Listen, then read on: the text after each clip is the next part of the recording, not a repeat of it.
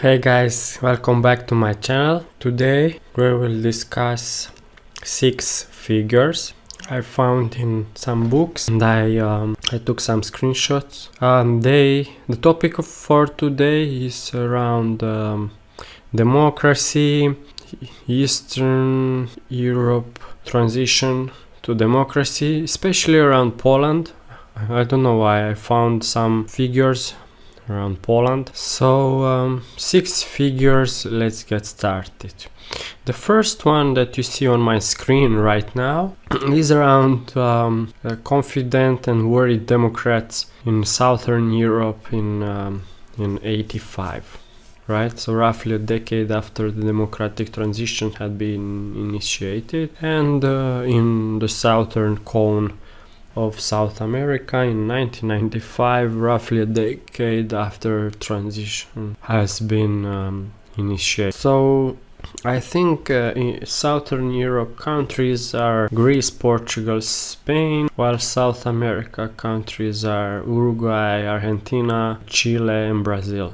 Right? So on the y-axis is confidence in democracy, and I think the best way to check this is to check the first the right hand side of the figure. The average of those who answered that democracy is legitimate and efficient is a bit higher in Southern Europe than in South America, maybe because of the time passed since the democratic transition. Moving a bit to the left, there are more worried Democrats in South America than in Southern Europe, and I would say around 20%, so double the amount of worried Democrats in Southern Europe. And when it comes to confident Democrats, around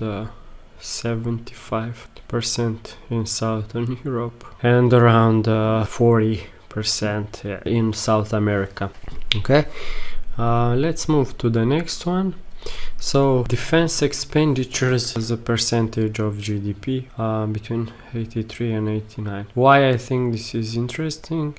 In recent time we have started to criticize the US as the country with the highest defense budget in the world. If we check this figure, in the past US was not even the leader some years ago, and this comes with a discussion on whose fault was for getting in this situation where we have so many weapons, and we struggle to destroy these weapons, to contain and to control the militaries and the secret services who export weapons to various groups of people, more or less with good intentions on how to use these weapons.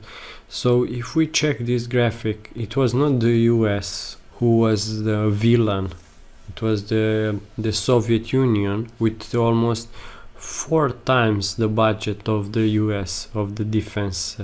So from now on, whenever we are seeing the US defense budget, we should think that the USSR budget was 4 times that, and that this whole Cold War thing was actually the main trigger of this monstrous numbers in defense and weapon production spending we see now. Alright, so then let's move on. The next one, the contrasting language of ethical civil society in opposition and political society in a consolidated democracy. Okay. So again, the contrasting language of the ethical civil society in opposition and of the political society in a consolidated democracy. So the basis of action for the first one is the ethics of the truth, while the basis of action of the second one are the interests. The actors in the first group is the ethical nation, while the actors in the second group are the groups. The attitude toward internal differences in the first group is viewed pejoratively, while in the second group is accepted as normal. Attitude towards internal conflict within democratic community. In the first group there's an effort to repress it, while in the second group there's an effort to organize, aggregate and represent. Attitude towards compromise. In the first group is negative, while in the first one is positive. Attitude towards routinized institutions. In the first group is negative, while in the second is positive. The attitude toward anti-politics. In the first group is positive, while in the second is negative. And the attitude toward the state. In the first operated outside it, and in the first strive to direct it. Okay.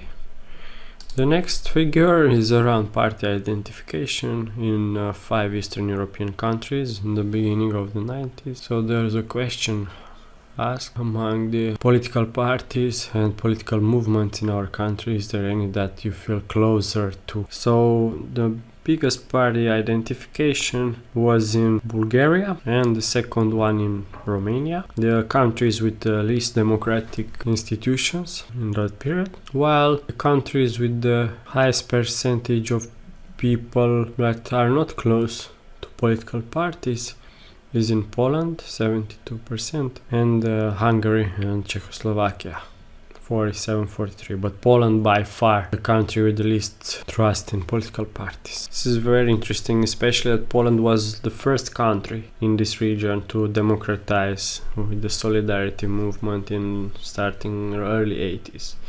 Much faster than the other countries in this group. The next one is the support for a range of emergency measures in Poland in 1992. There is a measure for law of strong hand and ban on democracy. Plurality of 37% say they strongly disapprove. Next, government can rule by decree. Around 35% of the respondents, so plurality, were rather approving. President can rule by decree, plurality of 30% strongly disapproving. Significant limitations on right to strike, 29% rather approving, so plurality. And the creation of new government with president as prime minister, a plurality of 29% strongly disapproving, and call for a general strike with a plurality of 41% rather disapproving. So very contradictory answers. The Polish people were still not decided on the best institutions, and they are quite inexperienced, and therefore their answers differed from measure to measure drastically. And the last table, a percentage of respondents approving authoritarian anti-political options in Poland, the Czech Republic, Slovakia, Hungary and Austria between 1991 and 1993. So percentage of respondents in this group of countries who approved dissolution of parties and parliament was highest in Poland, 40%, and lowest in Austria, 8%. Who prefer a one-party system, highest in Poland, 31%, lowest in the Czech Republic, 8%, and approve rule by a strong man, Poland, 39%, and lowest in Slovakia, 19%. Thank you, and see you in my next video.